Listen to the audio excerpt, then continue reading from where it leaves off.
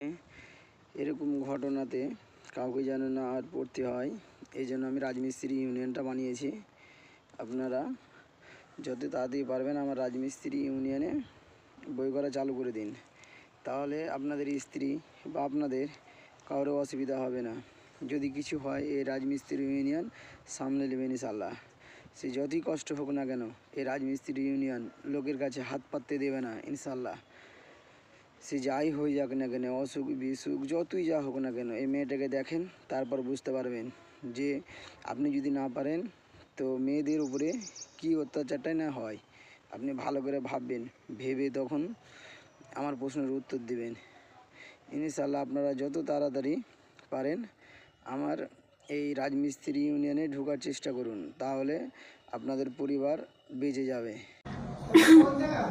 আর স্বামীরা হাতের সমস্যা, ভাইয়ারা আপনারা কিছু সাহায্য করেন ভাইয়ারা।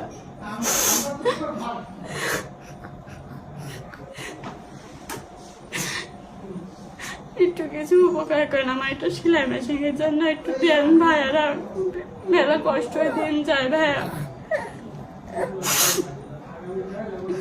আপনি একটু আমার উপকার করেন ভাইয়া, আপনাদের পায়ে পড়ে একটু আপনারা একটু সাহায্য করলে আমরা একটু বেঁচে থাকতে পারবো না ভাইয়া।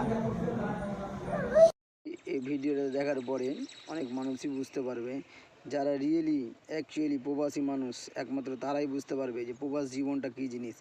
যদি কিছু হয়ে যায় আজকে, কালকে কেউ দেখার নেই। এই জিনিসটা ভেবে আপনারা আমার কথাটা শুনবেন যে আমি কি বলছি। অ্যাকচুয়ালি রাজমিস্ত্রি ইউনিয়ন আমাদের মধ্যে একান্ত দরকার, অনেক কিছুতে সুবিধা পাবেন।